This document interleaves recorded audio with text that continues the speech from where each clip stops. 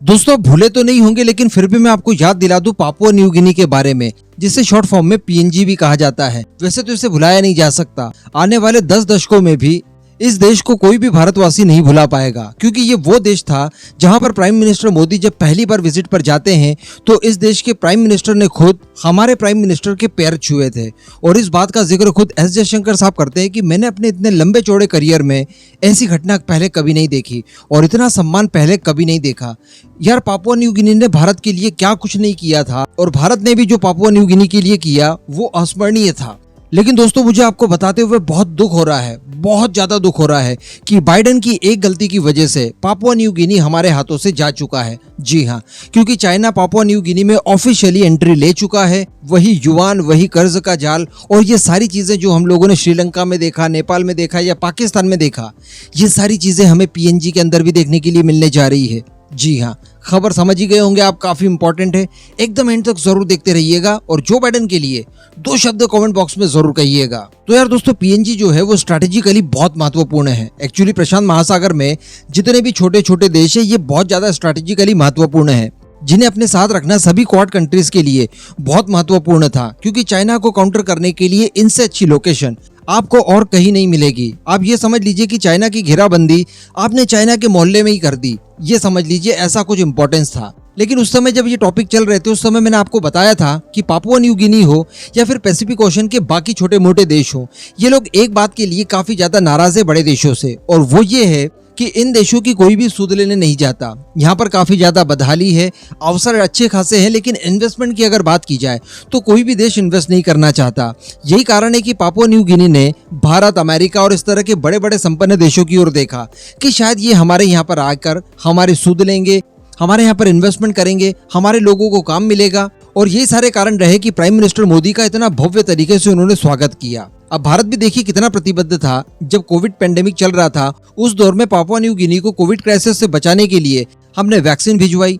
इसके बाद जब क्वाड के लीडर्स पापुआ न्यू गिनी जाने के लिए विजिट तय करते हैं, जिसके स्वागत के लिए पूरा पापुआ न्यू गिनी तैयार हो चुका था, तो इन वक्त पर जो बाइडेन ने उस विजिट को कैंसिल कर दिया, बाकी लीडर्स ने भी कैंसिल कर दिया, लेकिन पीएम मोदी ने नहीं किया। उन्होंने कहा कि जो मैंने तय किया था उसी आधार पर मेरी विजिट होगी। प्राइम मिनिस्टर मोदी गए, पीएनजी ने भी अपने सारे प्रोटोकॉल तोड़कर उनका स्वागत किया, 19 तोपों की सलामी दी, वहां के प्राइम मिनिस्टर ने पैर छुए, और कहने का मतलब ऐसा माहौल क्रिएट कर दिया था कि अब पापुआ न्यू गिनी बिल्कुल हमारे हाथों में है। लेकिन अब खबर निकल कर आ रही है कि चाइना द्वारा, जिसने कि पहले से ही प्लानिंग कर रखी थी पापुआ न्यू गिनी के लिए, फाइनली उसने अपना विस्तार पापुआ न्यू गिनी में कर लिया। दरअसल मैंने आपको तब भी बताया था कि चाइना खुद भी चाहता है कि इन छोटे मोटे देशों के ऊपर अपना आधिपत्य जमा लिया जाए, लेकिन अभी तक ये सारे देश इनके हाथों से दूर थे।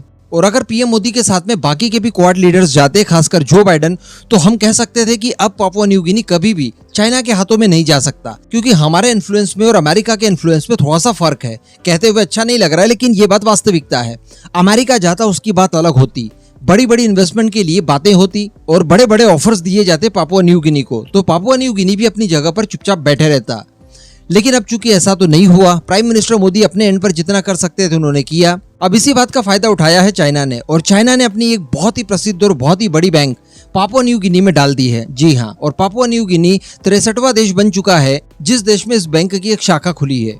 इस बैंक का नाम है बैंक ऑफ चाइना, और बताया जा रहा है कि ये चाइना का सबसे पुराना बैंक है। अब जब मीडिया ने बैंक ऑफ चाइना के अध्यक्ष से पूछा, जिनका नाम गे हेजियाओ है, कि आप ये जो पापुआ न्यू गिनी में इस बैंक की शाखा खोल रहे हैं, इसके पीछे का मकसद क्या है, तो यहाँ पर ये सीधे शब्दों में कहते हैं कि वैश्विक व्यापार और निवेश के अवसर संलग्न किए जाएं।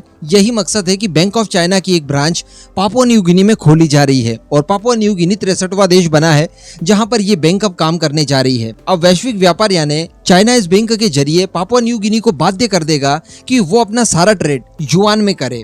इसके अलावा चाइना इसी बैंक के माध्यम से लाइन ऑफ क्रेडिट देकर पापुआ न्यू गिनी में इन्वेस्टमेंट भी करेगा। ये ठीक वैसी प्रक्रिया है जैसी चाइना, श्रीलंका या फिर नेपाल में चाइना ने अपनाई थी।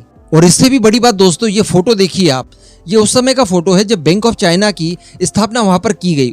उस दौरान पीएनजी के प्राइम मिनिस्टर खुद इस प्रोग्राम में पहुंचे थे। कहने का मतलब काफी ज्यादा एक्साइटेड दिखाई दे रही है पापुआ न्यू गिनी की गवर्नमेंट भी। इसके आगे कहा जा रहा है कि इसी बैंक का इस्तेमाल राष्ट्रीय विकास की नीतियों में किया जाएगा, और साथ ही बीआरआई परियोजना के लिए जमीन का पता लगाने के लिए भी इस बैंक का इस्तेमाल किया जाएगा। और पापुआ न्यू गिनी के ज्वाइन करते ही बीआरआई परियोजना का वो 43वां देश बन चुका होगा। इसके साथ ही बताया जा रहा है कि जो पिछले साल पापुआ न्यू गिनी के साथ चाइना का द्विपक्षीय व्यापार था, जो कि $5.26 बिलियन था, अब उसमें और भी बढ़ोतरी हो जाएगी।